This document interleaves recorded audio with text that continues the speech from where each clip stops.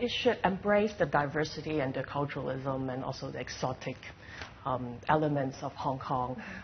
It transforms into flavors of nuttiness, sweetness, and all that. But the survey that we did for this blend is actually conducted through our 10 years of loyal customers who actually fill out forms and tell us, how they want to visualize the city and how they want to see the city moving forward, and what they feel the city should be like if it's in a cup of coffee. I'll tell you that. So it makes sense that you're mixing everything, like fruits and citrus, chocolate blends, and also nut flavors in it. But is it hard to do business in the city given how expensive retail rents are, and you're not making that much margin, right, on each cup of coffee, I assume? Especially now, the coffee prices have raised a lot in different parts of the region, in the world. We entered the market during SARS.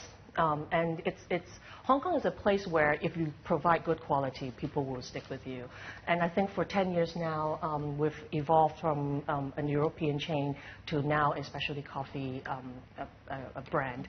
So I think Hong Kong is actually ready for a more sophisticated palate. Yeah. Well, Starbucks says they can't be profitable if they don't also sell food as well, because the margins have become so thin with higher coffee prices. Do you feel that's the case as well at your coffee houses? We focus on coffee, but we offer different flavors. But food is a very important component since day one. We've been, cooking our pizzas and pastas at each of the individual outlets. And now in the specialty coffee, we offer baked goods and homemade cakes and all that.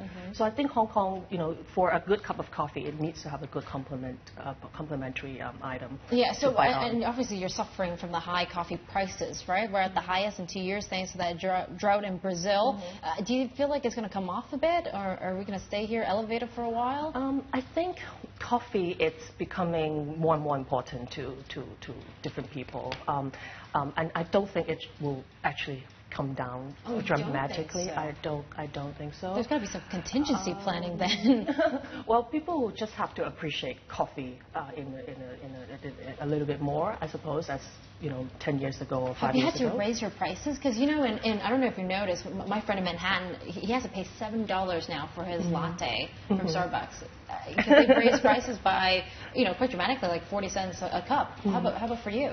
For us, because we have blends coming all over from different parts of the world, we have a total of 70 blends coming from different regions. So Brazil is only one out of 70 of our products. So we don't have an urgency to raise the prices yet. We don't want to neither, because raising prices is very sensitive to everybody. Instead, we try to offer different types of blends and different types of flavors, so that combats with the prices a little bit. Okay, but you've brought coffee cool, I think, to the city. With Coffee Academïcs, caffè HABITÜ, and the like, because you think selling coffee is, I assume, it's not just about how good your coffee is. It's about the habitat itself and the lifestyle. It's really about bringing people together, and that is why Hong Kong blend is so meaningful to us. Not only that it's our 10th anniversary blend, but also because we have been meeting and bringing people together. Sitting in a cafe, incubating, brainstorming, and even having a lot of romantic stories happening in cafes.